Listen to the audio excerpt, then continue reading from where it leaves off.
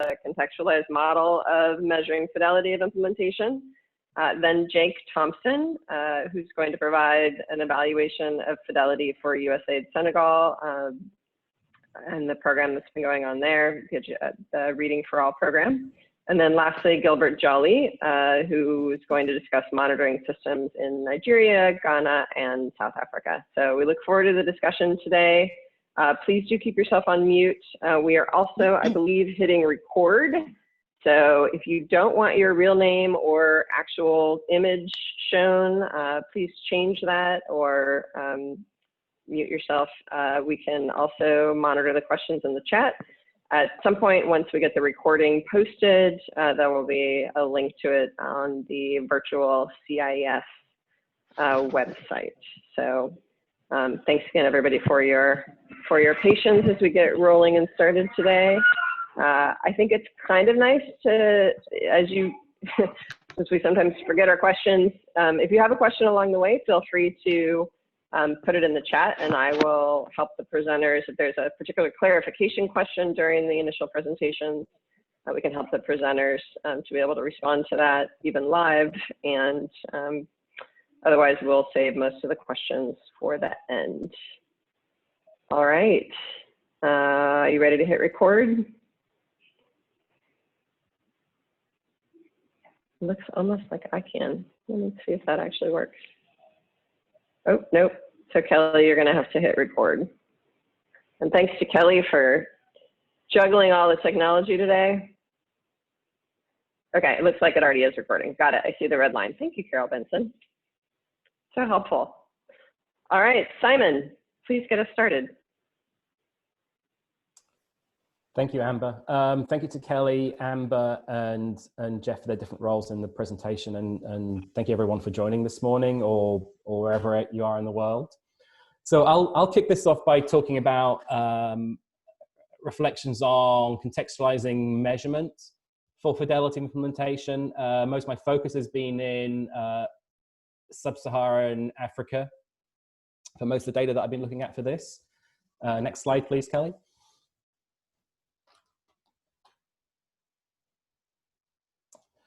So part of the work I did for this is research for my EdD program at University College London Institute of Education. And I actually went into with a larger,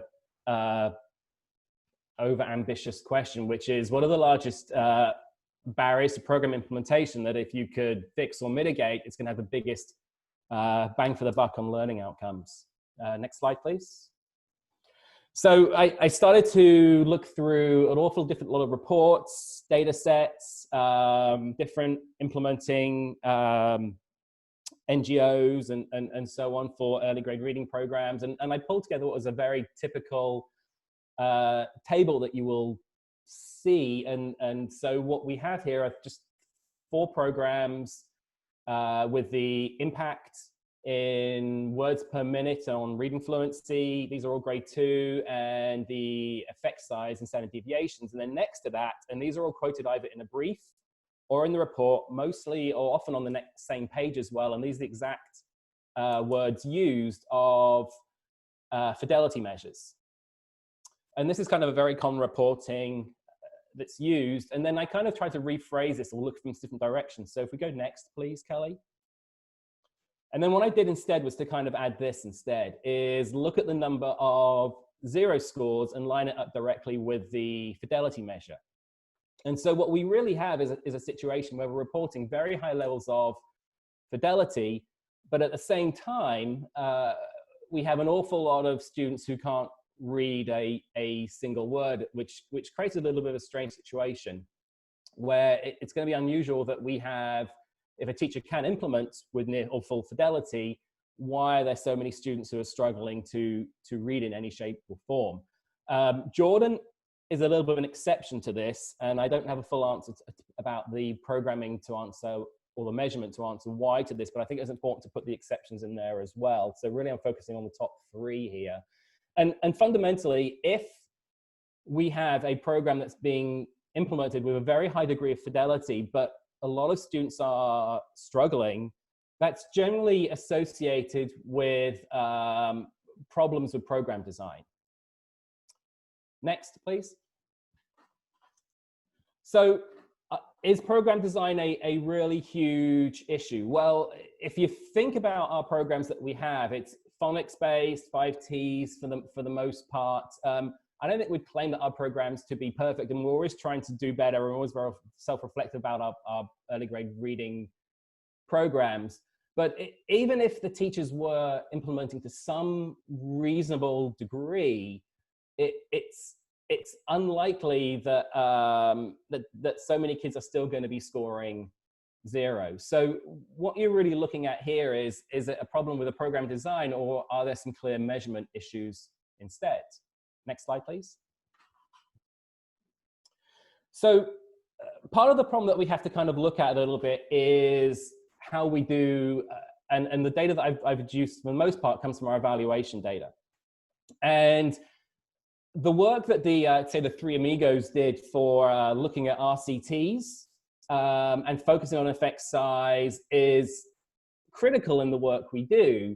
However, I would argue that we're very laser-like focused on this effect size and our impact at a generalized program level, and very little else aside of that when we run evaluations work. And there is criticism of this sort of work. As one simple example is that even if you've got impacts, what this work doesn't do is look at individual schools, clusters, to really do a thorough understanding of where this implementation is. Next slide, please. So this is a very simple way to revision, to understand more what's happening at the clustered level, at the individual school level. And so this is taking, for the Nepal early grade reading program between 2016 and 2018, the baseline and midterm average reading fluency for the schools that are in the treatment group. And so what you clearly have is a number of schools that are showing some really, really good impact, and then some that are showing kind of not very much or nothing at all, and some even going the wrong way as well. And so the question is why? And so we did a qualitative follow-up, selecting schools using this graph that we have to find that truly that the schools that were having those big gains, it was because they were quite clearly implementing within the community, were galvanized to want to make this work, or individual teacher or head teacher, and who that change agent is, as I would call it, varies an awful lot. And then the schools that we visited, which had the either regressing scores on average or no change, they really weren't implementing at all. And in some cases, like a school had closed, or there's some other issues going on, and that's actually why the schools have gone down as well. And this is a quasi-experimental design, which means it's the same grade, same school at 2 time points, different students, so it's cross-sectional. Thanks. Next slide. So just another illustration. This is the Uganda Sharp for 4 languages combined between 2017, 2018, the same design on cross-sectional. And the question I'm going to ask there is, what percentage of schools do we think are accounting for impact? And then we think about it in a generalized sense of what we actually end up reporting. Next slide. Thank you, Kelly. So this is Kenya to Some grade 1, 2015, 2016. There is no control group, and this is at a national scale. And again, this shows a very different type of pattern altogether. And I don't have a very simple answer about how this differentiates from some of the other ones. And I think that really underlines that contextually that we're doing a lot of very different things as far as different countries and how we could apply or not apply this model. So next slide, please. So the most reasonable, I think, conclusion we can come to is that these fidelity measures that we have, which really come from classroom observations, mostly through evaluation work, but also sometimes through monitoring as well, seem to be somewhat inflated. Because, if the teachers, before we have a reading program there isn't much in the way of resources in these classrooms. And very often, most of the countries that we've looked at so far, the resources provided from the reading program is pretty much all they have as far as resources that they get. And so if they can implement them to some degree, there should be some bigger or better reaction just to get the kids off 0. So the simplest comment is really that the fidelity measures are being inflated. So the question is why? Next slide, please. These are just a few of the things you can talk about for classroom observations, which is pretty well documented in domestic education. You know, things like observer effect, which is from a kind of AP statistics or a stats 101 class, where if the observer is actually watching the effect, that the effect is going to change in some way or form. And we tend to either mention it as a limitation or ignore it altogether. But sometimes a limitation is kind of beyond just a limitation. It actually kind of creates data that actually becomes misleading instead. Sorry, previous slide. So observer bias as well, different observers rating the same classroom observation differently. You know, a peppy American versus a grumpy British middle-aged guy is going to give some very different results in a classroom observation, for example. And something that's really, I think we get confused at an awful lot is confusing classroom observation with measures of fidelity. They're not the same. One is often just a list of things according to the treatment, and the fidelity measure is a much more nuanced thing instead. Next slide, please. So this is really from the domestic model of fidelity implementation, really what is used there. So it's really a quality of instruction and the duration of instruction, and it's a product of the two that really gets you a much better measure of fidelity. And there's very few programs that we do internationally in international education that actually follows a model like this. Next slide, please. But then I'm not sure even if that model actually works. And the reason is that on one of the axes, we had this duration of instruction. Well, that really focuses domestically on duration of instruction in the classroom. In the classroom in the US, our attendance is 94%. And of the 6%, it's really a more of a case of a very small number of teachers accounting for that level of absenteeism. However, in low-income countries, absenteeism is a lot more normalized. You can meet a fantastic teacher who's doing great things in the classroom, and their attendance might be 60 or 70%.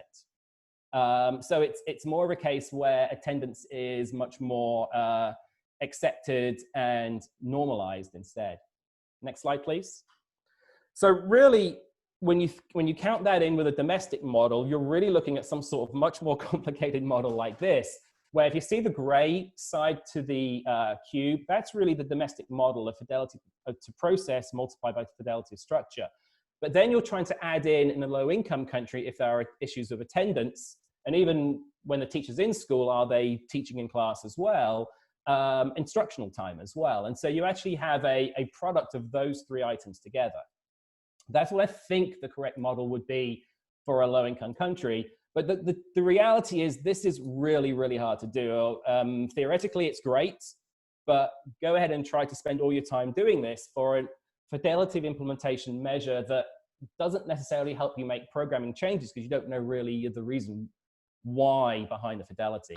Next slide, please. So part of, I think, what we have to kind of do here is to rethink how we do a lot of our programming. We're very focused on teaching, as we should be. When we're starting a program off in education, we're thinking about what quality instruction is. And I think that what we have to do is expand that out a little bit. And as a colleague said actually very well the other day, if you think about it in terms of learning as well. So rather than just saying, hey, what are the three components we need in place to make sure that we can facilitate quality instruction and learning, what else do we actually have to think about? And that's the efficiency of our reading programs. Most of our programs are designed around efficacy, that if we do all these things, we provide all the groundwork to facilitate great instruction, it's all going to happen. And for the most part, I think it generally happens in about a third of our teachers, if not less. And so the reality is this: if you have a mature model of a reading program in place, and we're getting the sort of results that I've been showing so far, but just by tweaking, let's say, a teacher learning manual or some coaching or something else like that, isn't going to get a very good return. You've got to have to look at the number of teachers who are actually implementing and how to fundamentally increase that number, not increase the quality of the teachers who are implementing. Mathematically, you'll get a much better return that way. Next slide, please. So quick recommendations for impact evaluation. Think about reporting beyond a generalized average. I think that's absolutely key. Don't get strung out on doing loads and loads of SSME. We did a lot of that over the years at RTI and didn't use a lot of it as well at times. So think about the qualitative follow-up that I think you should be considering as well. I think that becomes key.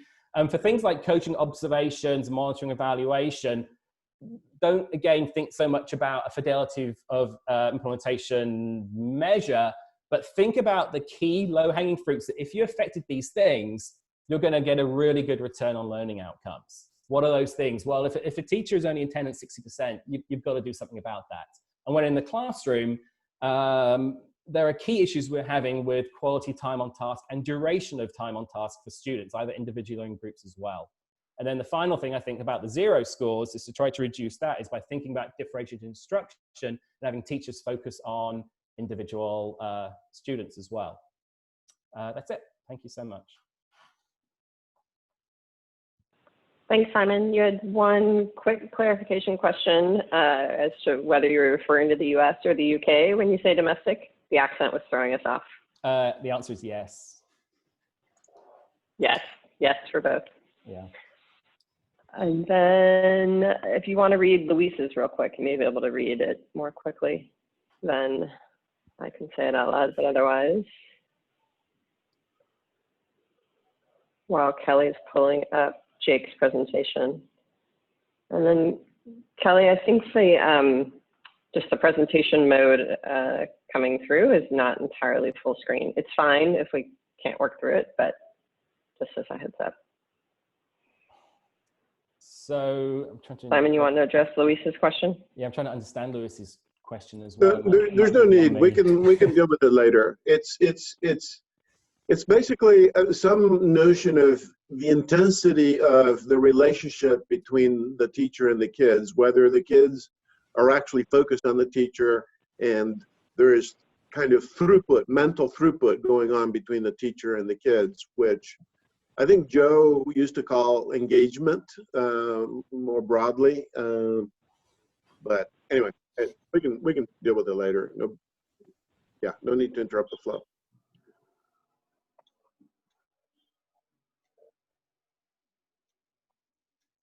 Is it over to me?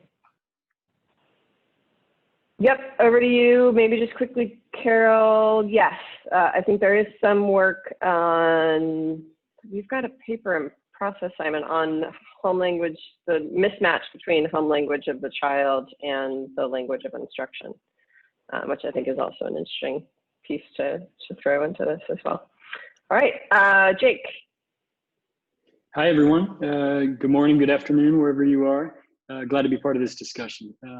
Our chief of party, Vincent Mugisha, was originally slated to do this presentation, but is now presenting on another panel, so I'm happy to be with you. He and other colleagues are online today, and I do encourage them to jump in and participate in the Q&A at the end. Today, I'll be discussing both FOI and outcome data, and I'd like to try and link back to the three-dimensional FOI model that Simon presented and see how this plays out in the Senegal context. I'll be translating process as quality of implementation, structure as frequency or duration, and dosage as time on task. And while Simon's model, I believe, if I understand it right, was looking primarily at FOI, of teacher instruction, we're also trying to catch some intermediary implementation issues, including coaching. Next slide, please. So here's an outline of the presentation. First, I'll try and speak briefly to the context, give a brief overview of where this USAID program fits in. Next, I'll turn to the different mechanisms our program uses to track learning outcomes and measure FOI. And then I'll share some data and discuss how we're using that data to learn and improve programming. Okay, next slide, please. So now to set the stage a bit. In Senegal at baseline, just a couple of years ago, there were pretty much 0 second graders reading at grade level. And in response to this tremendous student performance challenge, the Ministry of National Education launched some reforms to boost reading outcomes in grades 1 through 3, starting in half of the 7 of the 14 of the country's 14 regions. Our year 4 footprint is we're in about 3,500 schools in 3 different languages. Next slide, please. So where do we fit in? Key to the ministry's efforts to improve early grade reading scores is USAID's Technical Assistance Ministry, Lecture pour tous, French for Reading for All, which focuses on a core set of inputs that require high fidelity of implementation. Many of you on the call will be used to seeing these inputs, availability and regular use of quality materials, teachers who can teach in the language of instruction assigned, and who attend trainings as well as learning circles. Coaching, of course, is a fundamental component that requires fidelity. It needs to be regular and of reasonable quality, and of course, an adherence to a minimal instructional time for reading. This is all, of course, complicated by the fact that this program is at scale. Next slide, please. So how are we helping the ministry to keep track of all this?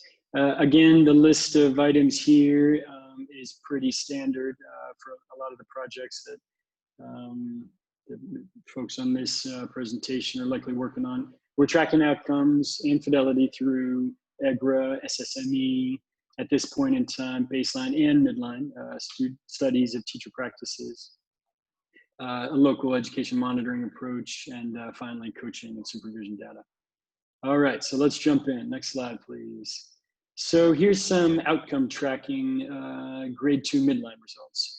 We've observed impressive progress in reading fluency and comprehension in grade 2, as well as noticeable gains in grade 1 oral reading fluency. This slide is grade 2 results.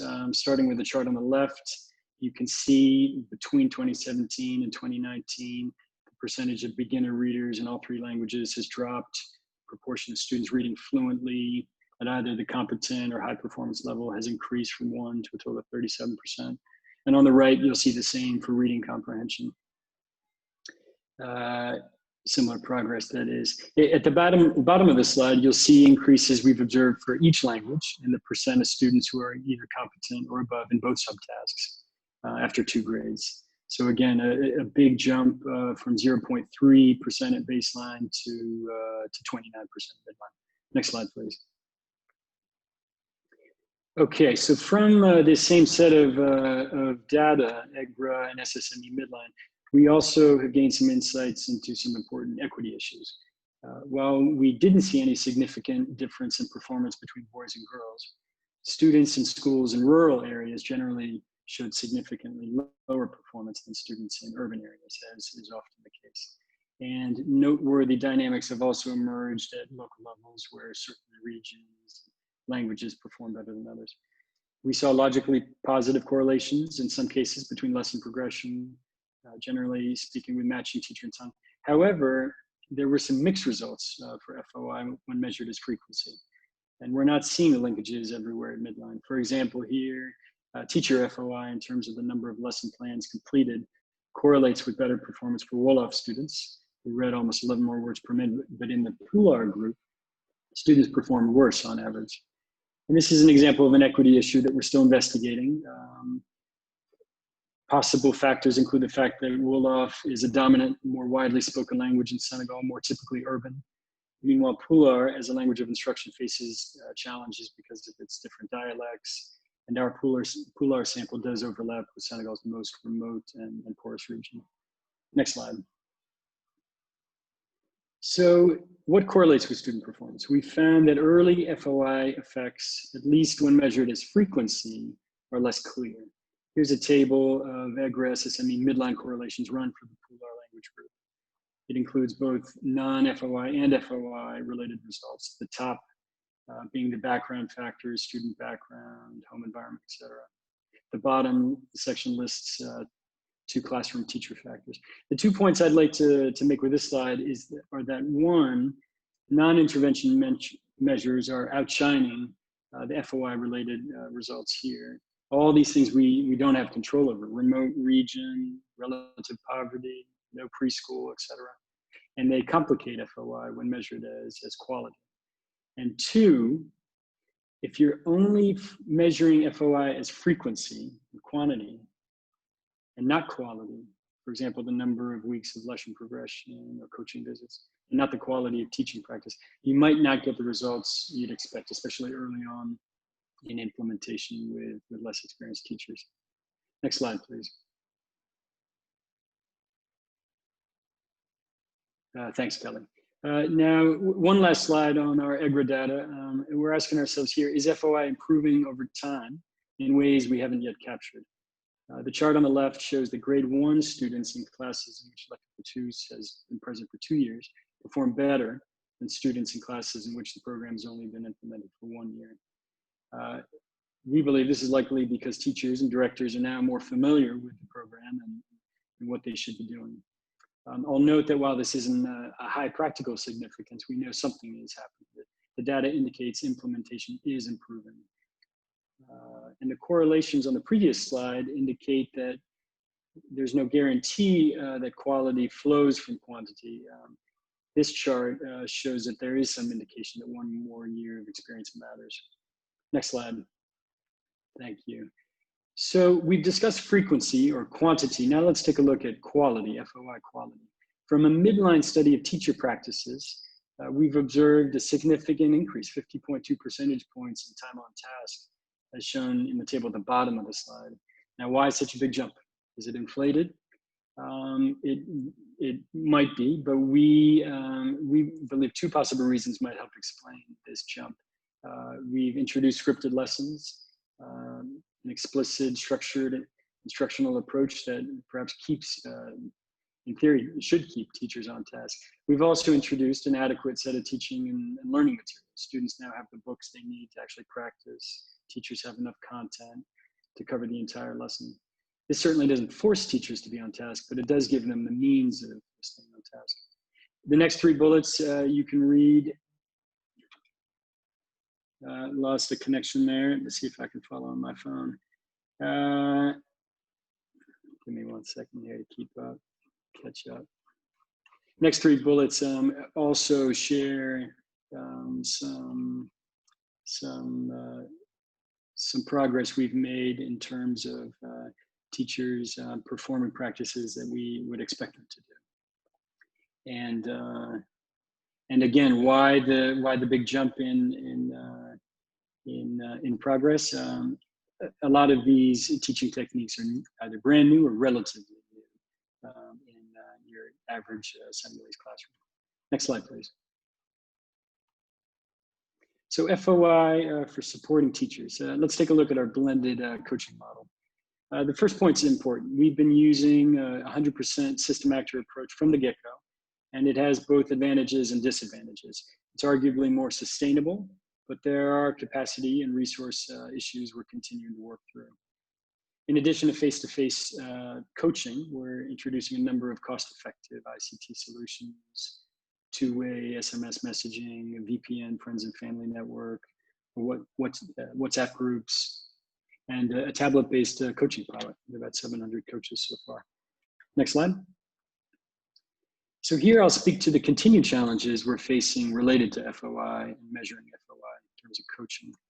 The first bullet or challenge, we've been able to get information, we have not been able to get information about teacher practice regularly. And when we do get it, it's not always representative of our populations.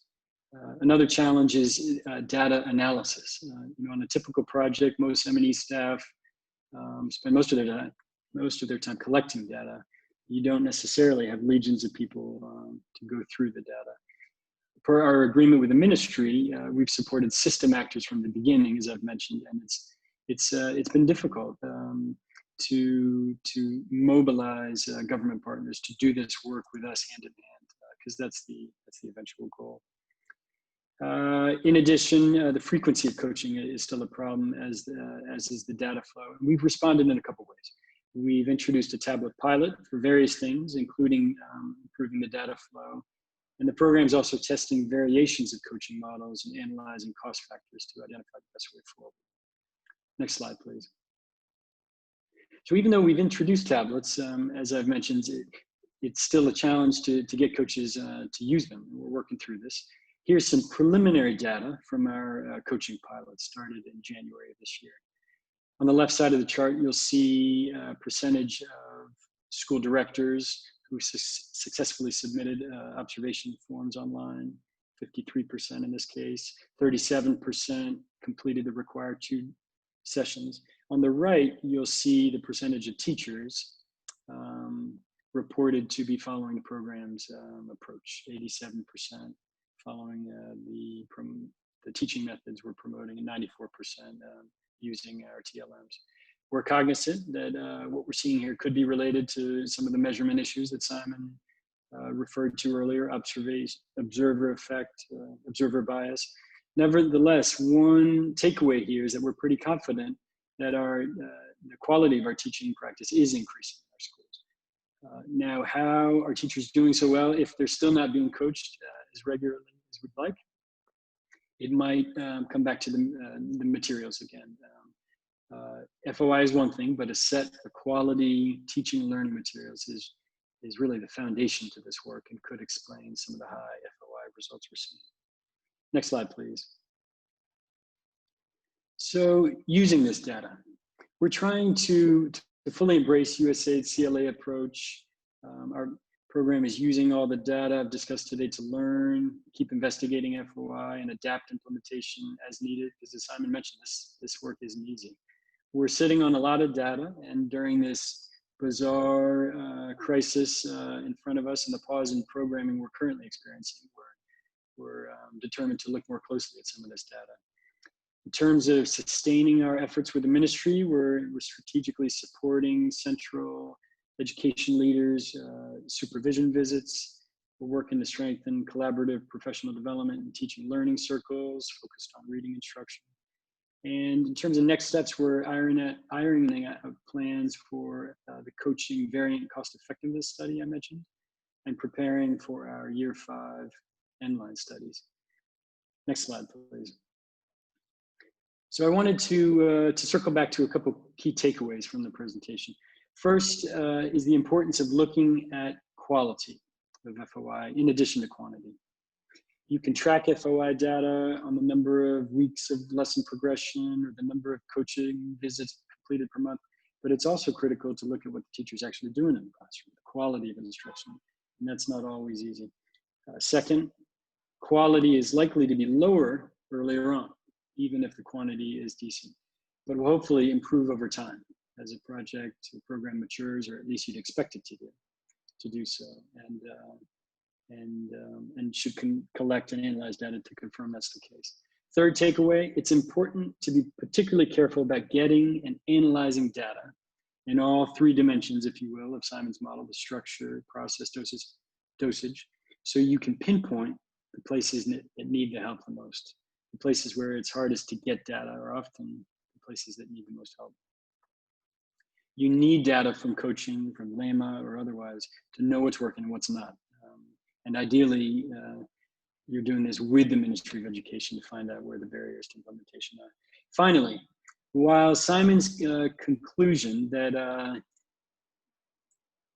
once you have your inputs in place, don't just tinker in the margins, really focus on implementation. While that totally resonates, the fact that this program has seen mixed FOI results, but really strong outcome results, suggests that fundamental inputs like quality materials are incredibly important. Good lesson plans that adhere to the evidence base, include enough textbook practice for students. That's the key, because we're really just trying to get students to practice reading. That's the goal we're all working toward here. One more slide.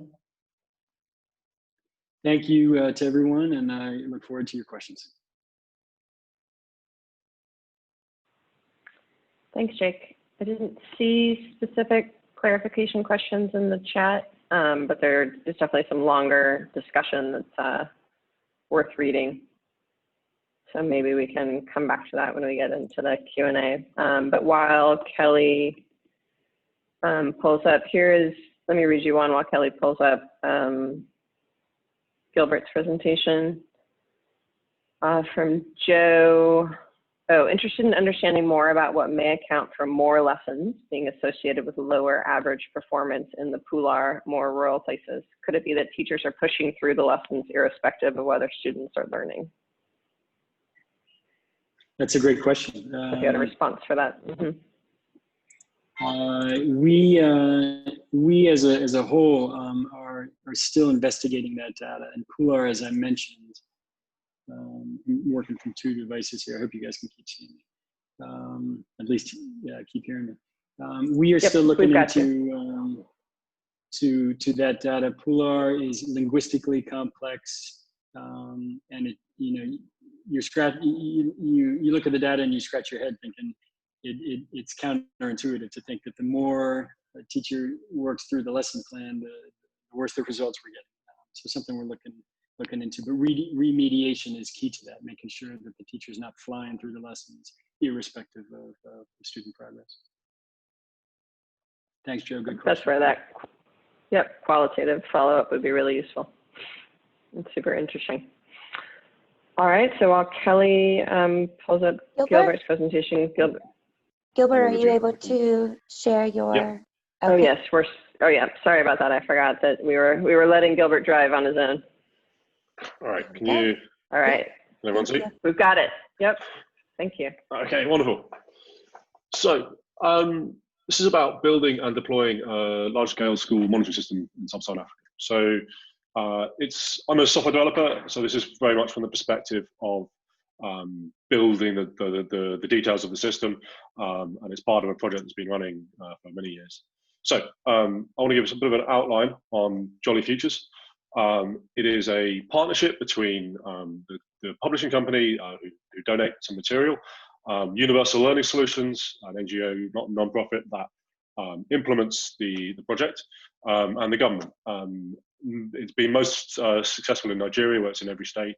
Over 100,000 teachers trained, and it's very large scale. And there's materials. It uses Jolly Phonics, which is a top quality commercial literacy program, and which is also it's been adapted to be very, very applicable in the developing world. I just want to talk about the within this. This is about the technology system that is trying to monitor the project. There's about 40 large-scale projects, and we go to the finance model is one of the things I want to talk about. So the government funds Universal Learning Solutions to operate the projects year to year, and the Universal Learning Solutions includes the cost of technology in the budget. And then Jolly Futures Technologies is the technology developer, funded the initial development and then continues to fund it. And it's a very small team, and it's been focused on developing a specific solution for this project. So you've got about 40 large-scale projects across sub-Saharan Africa, and running and monitoring them all, achieving fidelity with those projects is a big challenge. Of course, with a literacy program, monitoring and coaching is essential. So with all the monitors going to the schools and gathering the data, there's loads of it, and the funding comes from the state government, so Nigerian government, South Africa, and Kenya, and that means that a lot needs to be achieved with really limited resources. There really isn't the resources to do loads, or to spend lots of time analyzing data. We need to be really, really efficient. If you think about monitoring tools, there's lots out there already. And at the beginning of the project, we kind of looked at them, or beginning of the thinking about using technology, we were using Kobo. And at the time, we thought that, okay, these tools are very flexible and adaptable for lots of purposes, but we've got a model that's replicated very well across different projects. And lots of these apps can be a little bit hard to use, or they weren't quite right for us. And at the time, the data would flow from the app to the server, and there wasn't really much feedback. We thought, okay, I'm a developer, let's try and make something that's specific for monitoring these literacy projects. So what we wanted to do is to have an app that's really powerful, that's on the phones, that lets them do the monitoring and the data and syncing, and filling in the forms, coaching, people assessments, and to make sure that all the data that was previously collected was also on that device.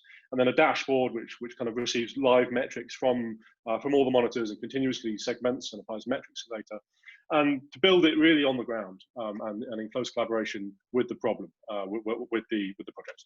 So, and I just want to talk about just briefly some more technical stuff, which is that when you've got a database, really powerful if you can have a rigid model instead of having just a flat spreadsheet. You've got like a school which has got many teachers, which has got visits, and you can build up this database over time, and you know when you've got a visit who performed it, and all of these having structured information is really what we wanted to achieve with this. And of course, in the context, this data can be quite messy and hard to gather. So we want to develop all these tools and have a kind of an ongoing system that cleans up for us. So I just want to do a rough outline of show you some demonstration of the mobile application, which we designed to be really user-friendly. And so here, as we can see, okay, we've got performing a school visit. They select they're doing an observation, and then they can move through the questions.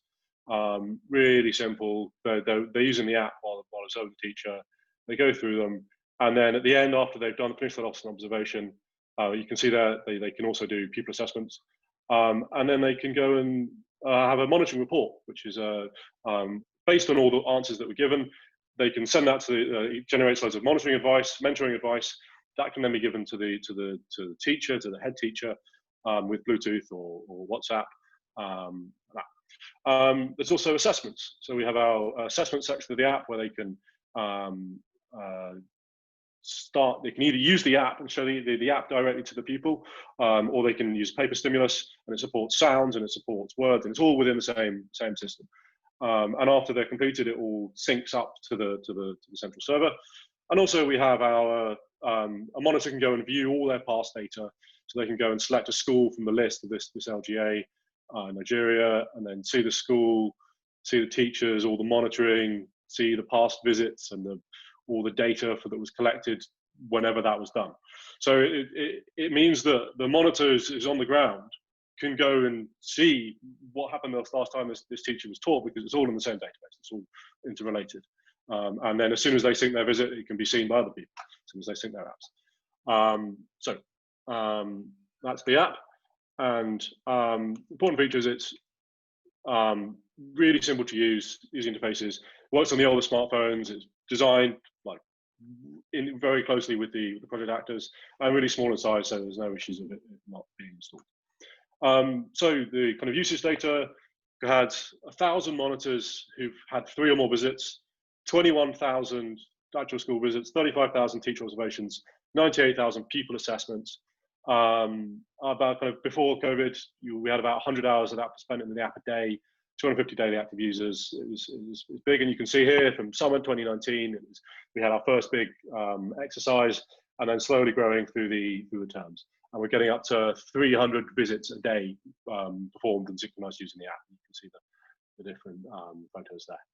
So feedback is straightforward and easy to use, easy to access. The app is what will make me go visit schools more. That's from an official in South Africa. We find that officials in Kaduna were going out and buying phones after they saw it, which is an important point, because we don't supply the tablets. We can't afford that. Because the app is so small and easy and works on these old devices, we don't need to, because we're treating it like a software problem. And during the pilot, they said it was easy to use. So it's going well. So next one, we move on to the dashboard, which is the other side. Without that, the app's kind of less useful. The most important thing is we've got these metrics, which are taken from the logical framework, and we apply the metrics to the projects, to the country, to the individual local government area. And one of the most nicest thing here is you've got the map, and you can see, so darker is better, so you can see where with the local government areas we can apply metrics to a map, and you can see them very clearly, which lets us identify areas where there's problems and try to solve them. And it's all on the fly, so as soon as the visit is completed, it's synced, and then we're able to understand it. So the project's got an individual dashboard where you can see the kind of the monitoring going on there. We've got the metrics, we've got the key figures of the projects. They can send SMSs to pupils, to teachers. You've WhatsApp groups, you've got the officials. There's all the configuration is here. The country, similar deal. You can also configure all the forms. It's nice and simple. But of course, we want to, about Fidelity, we want to drill down into data. We want to understand what's going on. And just to remind you, it's like this, everything you see here can be done on any project that we're working in. It's not, there's no real custom work gone into making this happen. I've chosen Cano here, Cano project, where we did 10,000 assessments last summer across all the local government areas. So what I'm going to do is I'm going to start to show you here. I'm going to select on the map. I'm going to apply results from the sound assessment for non-Jolly Phonics primary 2 pupils, and you can see that there are some areas that are doing well, and there are some areas that aren't. So this is like a control group, and we move forward, and then I'll change it so that we're now applying to the map the Jolly Phonics sound assessment for primary 2, and you can see there's more dark areas, so it's better. But also we can see there are some areas where we could improve. Here, okay, I can do the same with the words assessment, which obviously that's the non-Jolly Phonics with the words assessment, and we can see that there's fewer darker areas where there's problems, and so I can compare that directly to the Jolly Phonics sound words assessment, and you can see that great. We were able to. We've got darker colours in most of the LGAs, but we can still identify that there are areas where we are not having much of an impact, and that lets us drill down. I can't show you more of that because they go individual people data and individual teacher data, but we can then go and pinpoint which teachers are performing well and which aren't well, because we've got access to all this data in a structured database. And we can filter it and chart it and all these wonderful things, but it makes it very actionable. I will continue. So the real benefits are we get better quality, so the broad system, better quality monitoring visits with advice for the monitorers in the app. We can respond to it really rapidly, respond to the data really rapidly. We can visualize the data very, very easily.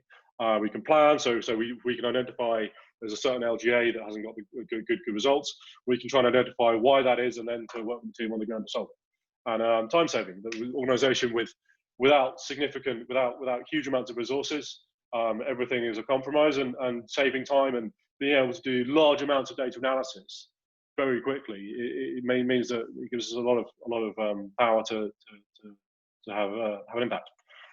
So just want to talk about how we're going to move forward now, and how we're going to move the system forward. We want to scale data collection, and we want to make our analysis tools more powerful. So the new TPD, GPE, and DESDA funds will be released this year, obviously dependent on the current situation.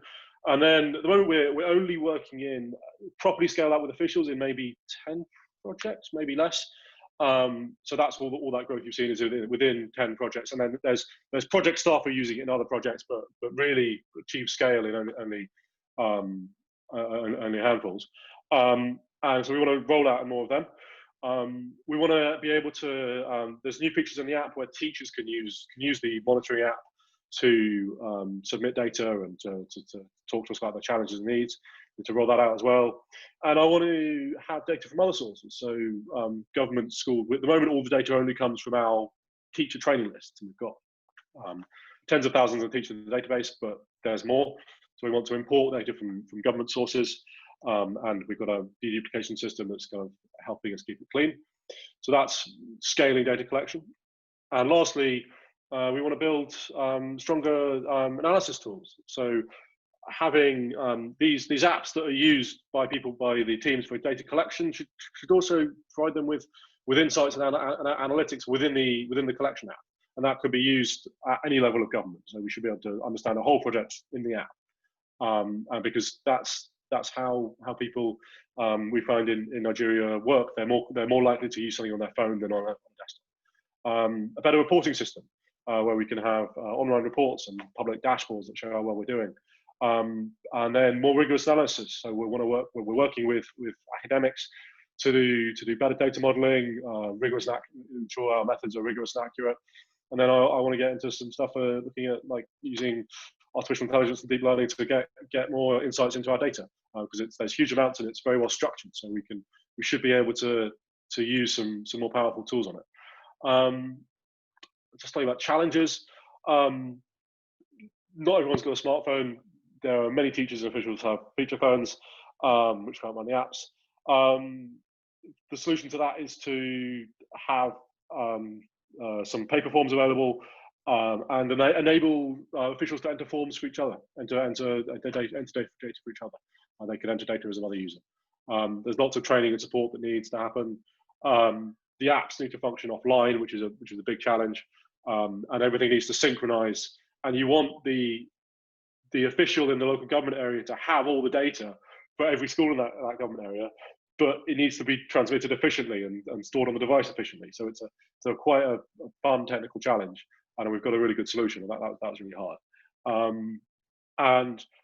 There's lots of projects, and they've all got different demands, and so we've had to work hard to make sure that all the forms of the assessments are flexible enough for all the different projects and requirements. And lastly, so I want to talk about the open source. So that's often a thing that's raised, and I want to make it open source because I think it's quite important to share these things. And I need to just make sure that I've got all the other bits and pieces. I don't want to just put a license on it and release the code. It needs a lot of extra work to make it usable by other projects. But I think it should be possible. That's me.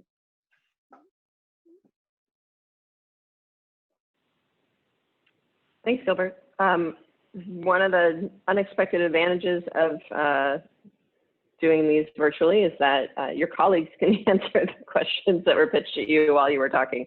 So there have been some side conversations going on in the chat that mostly your colleagues have responded to. And I think from my review, you actually answered really all of the questions that were pitched.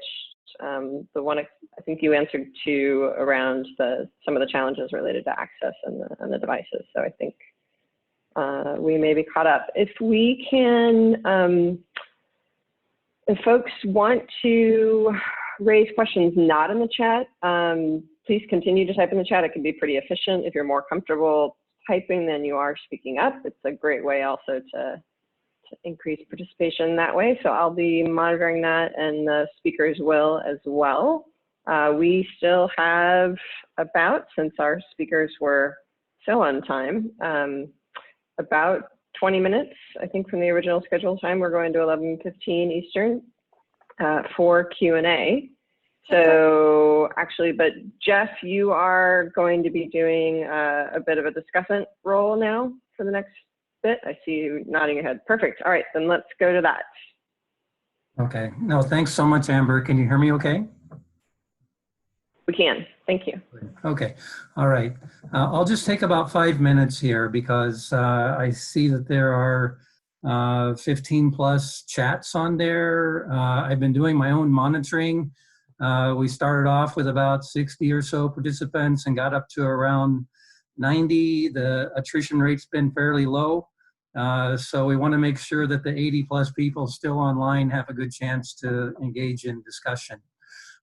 So first of all, just would like to thank all the presenters for their good work and for examining this crucial issue of fidelity of implementation. And also thanks so much to Amber for your moderation here. As we all know, people have been intensively implementing these programs now, reading programs in particular, for 15 plus years. And it's helpful to continually take stock, gather more data, improve the analysis, and then, you know, most importantly, improve the use of the data, which has always been one difficult part for all of us. So first of all, on Simon's presentation, you know, terrific work in different countries. And the bottom line, I think, was that maybe a third of the teachers are doing a good job with implementing the interventions. So, you know, given the fact that the teacher is the key role in this whole process of improving children's learning, the idea is to use the fidelity of implementation data to rethink programming. And one of the ideas is that even though we are seeing good gains, that we still have substantial numbers of children who are not reading at all, which is kind of still surprising to me after 15 years of this, that some of these numbers are still quite high.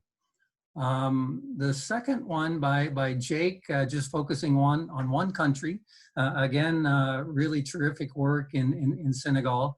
And take-home message there to me was just needing more regular information on teacher practice, and then making sure that we're actually analyzing what we collect and then using it. One of the issues that Jake brought up was the frequency of coaching, and I'll talk just for a second about what might be enough, and then this issue of quality versus quantity. And then Gilbert, with your work, I hadn't heard of it until this session. Simon encouraged me to look at your website, which I did. It's just really impressive what you're doing, and reaching 300,000 pupils at this point, 300,000 plus in different countries, and possibly having an even greater effect out there with the coronavirus crisis that we're going through right now. So issues in terms of scaling up for the future, improving data on Fidelity implementation, empowering stakeholders, and making these applications open source. So, again, just really, really terrific work out there. I'd like to mention two quick studies that were done in the 2000s. And these were both in the US by a former colleague of mine named Mike Garrett at American Institutes for Research. The first one that he did, and these were under US Department of Education funding, Institute for Educational Sciences. He looked at over 1,000 teachers in the US with professional development programs. It was a multiple regression correlation type study looking at different programs with teacher professional development and then student learning outcomes. And he was able to draw some lessons learned from all of these studies, which again, I think relates directly to what Simon was talking about the importance of the teacher. He came up with different factors, such as making sure that the teachers focus on content knowledge in their professional development workshops, trying to do the workshops with teachers from the same schools, focus on active learning, making sure it's coherent with other learning activities. And then he also studied the duration of the interventions, and he found out that sustained and intensive kind of shorter time span with more contact hours in a shorter period of time was better than kind of a longer period of time. That if it's more intensive, then teachers were able to absorb it better and implement it better. But then he did a randomized controlled trial a few years later, again with US Department of Ed funding, and looked at teachers in 90 schools, 270 teachers altogether, randomly assigned 45 to each, 45 schools to each group, looked at impacts on teacher knowledge and practice along with student learning outcomes. He found out that the fidelity was strong. They implemented 93% of the planned hours with good attendance on the part of the teachers. And they looked at two different models. One was doing the workshops, again, kind of building on some of these lessons learned from his previous study, and then combining workshops with coaching, as we do in a lot of our projects, and I think more and more all the time. But to his, I think, great surprise, he found some impacts in terms of teacher behavior change, but not in terms of student learning outcomes with either model. And he asked himself, why not? And I think some of these issues relate to the issues that we deal with in developing countries as well. Issues such as student mobility, maybe the topics that they were addressing were not particularly good predictors of student learning outcomes. Maybe the changes in teacher behavior were not enough to produce learning gains. And then there might have been issues with the student achievement measures as well. He even found out that some of the improvements that they found with teacher behavior change after 1 year were not necessarily found after 2 years when they did their follow-up study. So, I think that the bottom line from Mike Garrett's work as well is that, none of this work is easy. We're learning as we go along. and all the efforts that we're making in terms of fidelity of implementation should improve our practice in the future. So that's it. Great, thanks so much, Jeff. So folks can continue to put in messages in the chat as well. Otherwise, do you have a hand raise function? I believe it's in your, let's see. You can do a reaction, claps and thumbs up on the bottom of your screen. Otherwise, one of the easiest ways for me to see that you have your hand raised is to show your video and wave as I flip through the screen. And then other participants or other presenters and Kelly, please feel free to jump in. But if you take yourselves off video, you'll come into the first screen since we're now working on 3 screens. I'm going to guess Luis might have a question. Well, I already put it in the chat, but I didn't want to distract the individual presenter. And you know, I don't want to raise sort of, you know, what is the meaning of life questions, but I will. And that is, are we, in some cases, when we are trying to deal with fidelity, either trying to measure the unmeasurable or, you know, maybe not measuring even the right order of things? And I referred to the literature on tacit knowledge and tacit skill. And at the risk of boring people, just to give an example, during the Battle of Britain, which was maybe one of the key turning points in the Second World War, in which the United Kingdom won against Germany. It was the famous air battle in the summer of 1940. It was, you know, the British had developed radar, which was, you know, an incredible step forward in defeating the German air invasion. But radar couldn't determine what type of airplanes the Germans were flying that day, and for that, the British were relying on spotters, human spotters, along the coastline who could look, and they were quite good at it. And remember, the Germans were throwing something like 20 different kind of aircraft at the English. And so it was important to alert the British fighters as to what were the planes coming at them. And so the spotters got quite good at this, and the British tried to train other spotters based on explicit knowledge of the spotters, and they couldn't. And they finally realized that there was just something about the sound of the engines, the silhouette of the aircraft that just couldn't be pinned down. And what they realized is that you just have to apprentice the spotters to a successful spotter. You have to find out who are the successful spotters and then apprentice the spotters to them, and they would learn the skill. And sure enough, that skill could be taught, but it couldn't be taught explicitly. And so I'm wondering whether a lot of what we think is about fidelity is about tacit skill, and the tacit skill of coaches, the ability of coaches to see the tacit skill of the teachers, but not be able to capture it in a written down instrument, and the tacit skills of teachers. And so, you know, we are trying to do like the British fighter command or bomber command was doing in the Second World War, and trying to write all this stuff down. Maybe it can be written down, or maybe there are limits to how much you can write it down. And so maybe we need to think of a slightly different tweak to our training and teacher support models, where we use the successful teachers much more in videos, in you know, even, you know, in the cases where we take teachers out of the classroom for a week, you know, every year or every 2 years, you know, have some master teachers and master coaches, and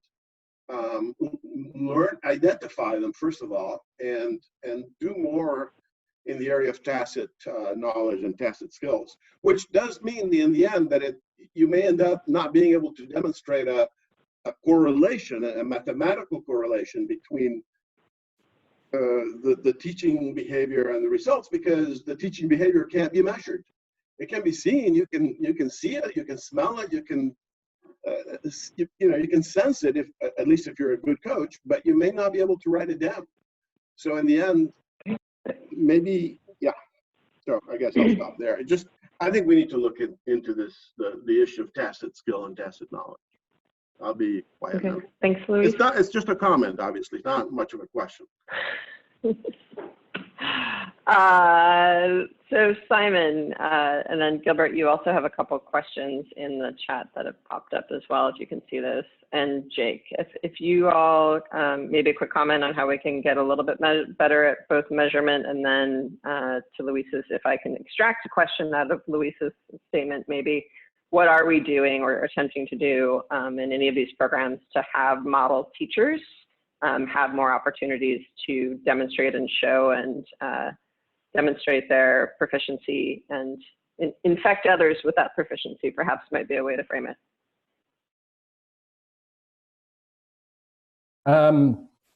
Hi, Simon. Let me have a start at this whole big picture thing, including what Luis said as well. First of all, the battle of Britain thing is a really good example of a sequential mixed methods that the Royal Air Force, which my grandfather was in, shows the best way of using quantitative, qualitative. And that's kind of part of the thing that I would argue, first of all, is that we collect so much quantitative data, and a lot of it has a lot of issues and challenges. It might not be what we're collecting is useful, or it might have bias in it anyway. And as speaking as a statistician, I don't necessarily believe that everything can be quantified in any way, shape, or form. The next thing about the whole kind of be able to tacitly identify the airplanes they come in, say which sort of airplane type it was, through like a coaching thing. What you're really talking about there potentially is also contact time. And I think we should look at things like coaching models versus community of practice to say, well, if to really change people's minds and to get people wanting to implement and to implement with quality, that needs contact time, then which is better, a community of practice or a coaching model fundamentally? And so that brings me to my third point, is to encourage Luis to step back a little bit, because we're going in with our preconceived assumptions of coaching or community of practice. And I think to drive this onto a new agenda for early grade reading program, I think we have to open out a lot more of how we do our usual assumptions. For example, again, if you look through the text messages that's in this group chat, everybody's correct. Everybody's making fantastic points, but you can't do it all in a reading program. So my simple point goes down to my second slide, is what do you need to focus on primarily to get the biggest return on learning outcomes? And that's sometimes what it has to come down to. And I don't think we necessarily know. And I don't think what we often do is we make programming decisions based on assumptions that don't have data, or good enough data, or based on our own opinions instead. And that becomes a problem for me. So that's it.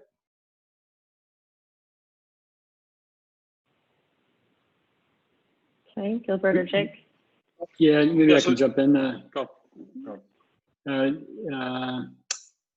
Great comments, Louise. Resonates a lot with me. For lecture produce, I mean, I can share that historically we've used seasoned Ministry of Education inspectors during our training, our face-to-face teacher trainings, and I think that is a good start to try and motivate and show teachers the ropes, because it takes a super coach to sense good teaching and to to make sure that trainings are as practical, hands-on, experiential as possible.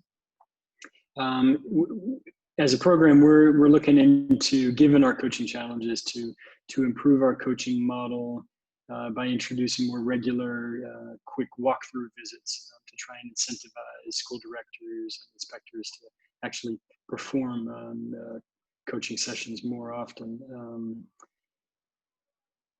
And I think that's key, to identify the right coaches, the right super coaches, and push out additional remote support during this COVID crisis. It's certainly a good time to think through that, and we're actively doing so. Virtual communities of practice, I think can get you far. Teacher learning circles where there's peer learning and peer interaction. But I think to sum up, finding a way to use super coaches to help teachers that are still apprenticing learn the ropes, I think is a great idea. Thanks.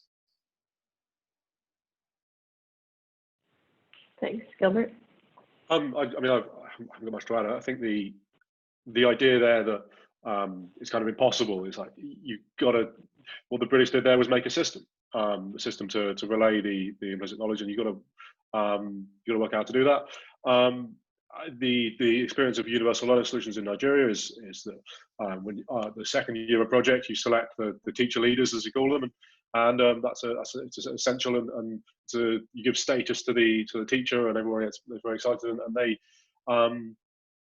the peer learning is a really key way of working, and now with the COVID crisis, it's more than ever we can use that way of transmitting knowledge implicitly, but we've got to find a way of doing it remotely and with technology. I had some other questions there in the chat, which was one about the poor electrical supply in sub-Saharan Africa, and yes, of course, all the technology is mobile, so the mobile phones are chargeable with solar and their batteries, so that's all covered here. And I'll note that Jeff posted the Mike Garrett study, the link to that. So thank you. I was going to ask for that anyway, Jeff. Appreciate that.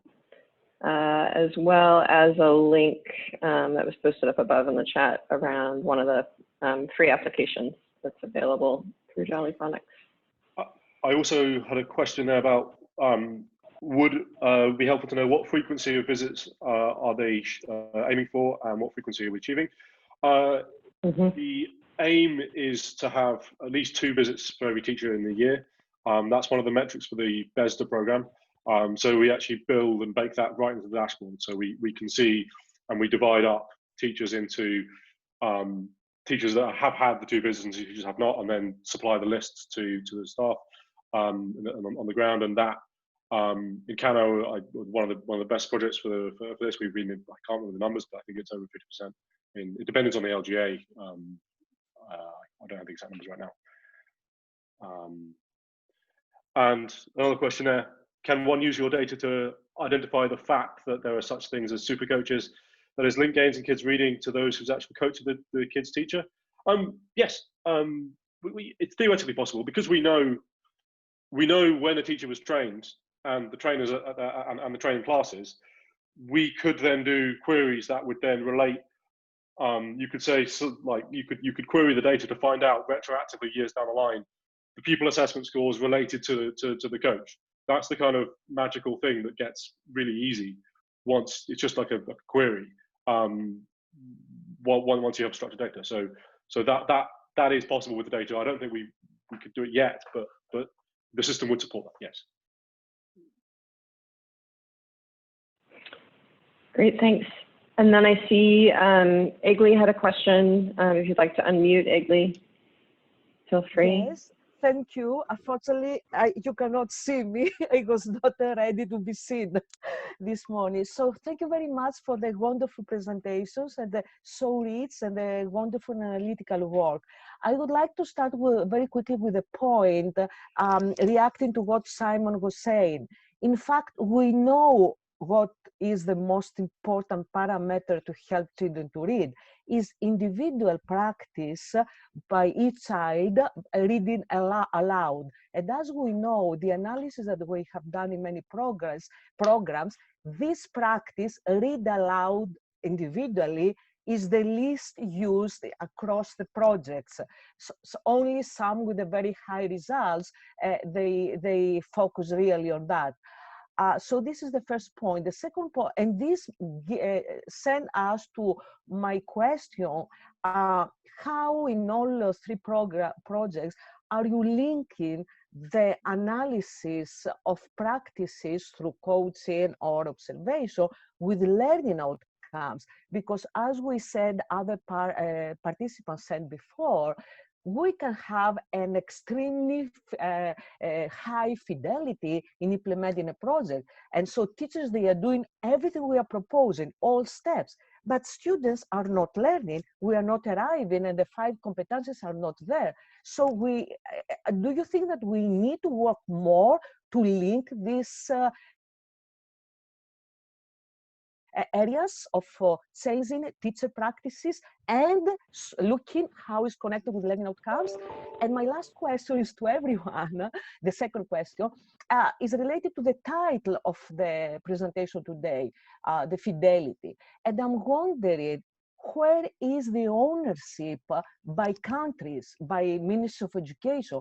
Because we know that most of the projects there are grants after a competitive process towards USA, DFID, or other partners. So the Fidelity is based on some parameters that they are set up outside the countries.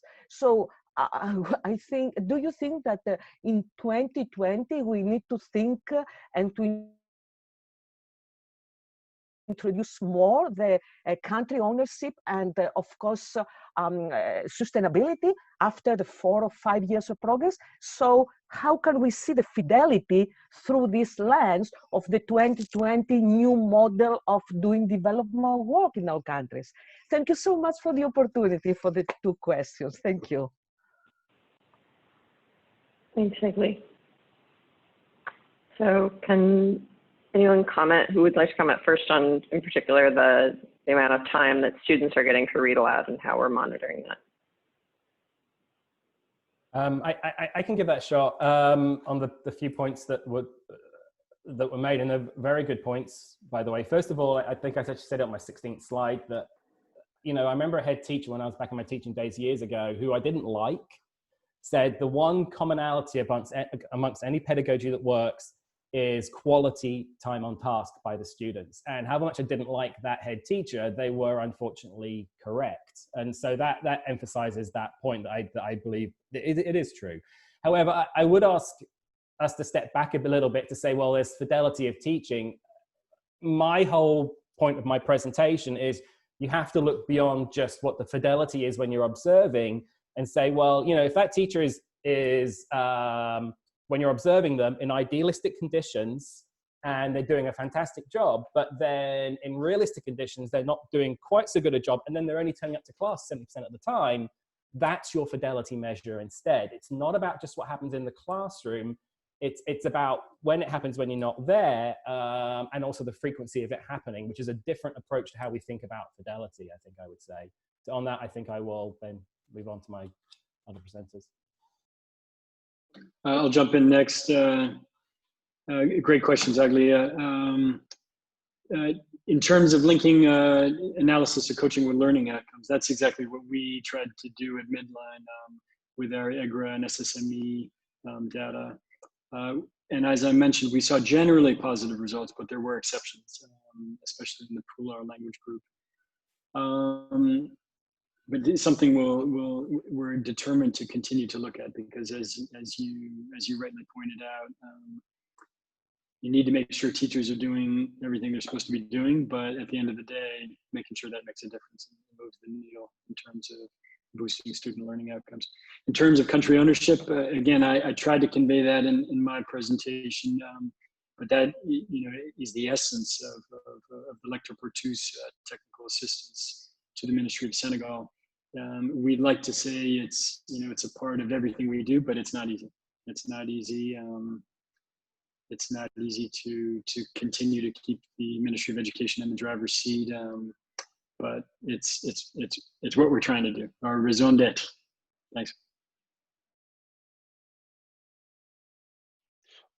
So I want to similarly, we've been able to link classroom actions in the classroom. So you have one observation and then a subsequent pupil assessment, and you can see good impact based on the what was done in the school, the lesson observation. I want to make a point that it's just about data, structuring data.